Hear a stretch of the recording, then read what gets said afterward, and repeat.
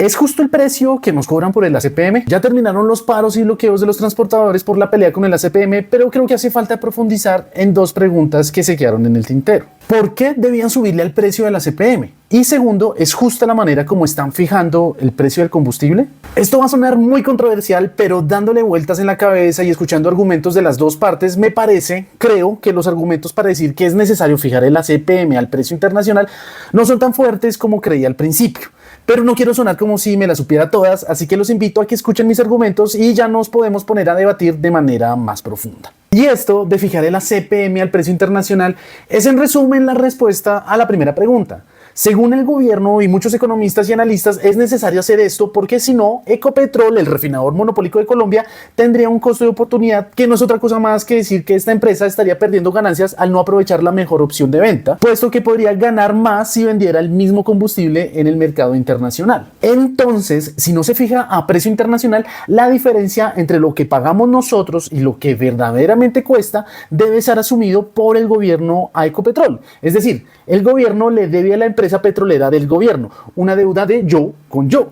Es lo que se conoce como el Fondo de Estabilización del Combustible. Todo esto es la razón por la que quieren aumentar el precio del ACPM y si uno llega hasta ahí, pues bueno, tienen razón.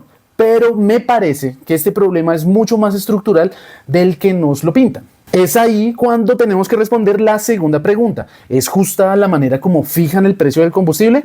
Spoiler, cuando ya estamos hablando de fijación de precios, creo que ya tenemos un problema. Primer argumento, es importante mencionar que la gran mayoría del combustible que se consume en el país es producido en el país. Uno podría decir que listo, que lo que importamos pues que lo cobren a precio internacional, pero lo producido acá, y acá vuelven a hablar del costo de oportunidad para Ecopetrol. Listo, de acuerdo.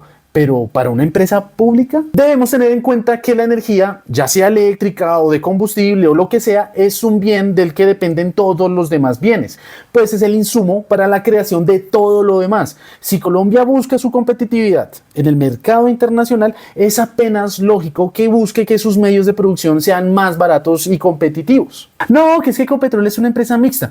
Pues sí, pero el Estado tiene el 90% de las participaciones, pues de ahí va mi segundo argumento. Entonces, si una empresa que es prácticamente del Estado no es capaz de proveer un bien básico y necesario para todos los demás, entonces, ¿para qué existe? Bien haríamos en abrir el mercado y que entre la competencia, así vemos si las refinerías que lleguen y produzcan combustible acá también dirán que solo nos van a vender a precio de importación. Según tengo entendido, la función de una empresa pública no es la de hacerse rica, sino de ofertar lo que produce a mejores precios de lo que podría proveer el mercado.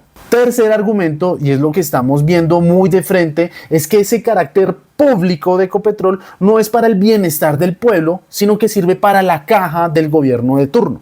El gobierno o los gobiernos de turno felices cobrando combustibles a altos precios, haciendo perjuicios a la sociedad colombiana, mientras ellos pueden financiar cada cosa que se les vaya ocurriendo. Y ahora, cuarto argumento, y que ya lo he dicho en un video anterior, si no es posible de ninguna manera fijar el precio del combustible a uno menor al internacional, pues empiecen entonces a desmontarse los impuestos, porque como ya dijimos, la energía es fundamental si queremos ser más competitivos y productivos. Es absurdo ponerle impuestos a un bien que todo el mundo necesita para ser eficiente.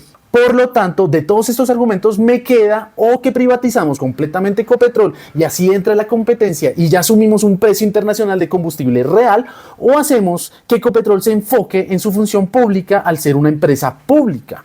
Pero estos son mis argumentos luego de ver todo este tema tan complejo. Sin embargo, quiero volver a recalcar que no tengo la verdad en la boca frente a este asunto. Cuéntenme qué piensan. ¿Privatización de Ecopetrol y ahora sí precios internacionales y todo lo demás? ¿O que Ecopetrol deje de ser la caja de los gobiernos y se ponga a cumplir con su real función, que es proveer combustible a los colombianos?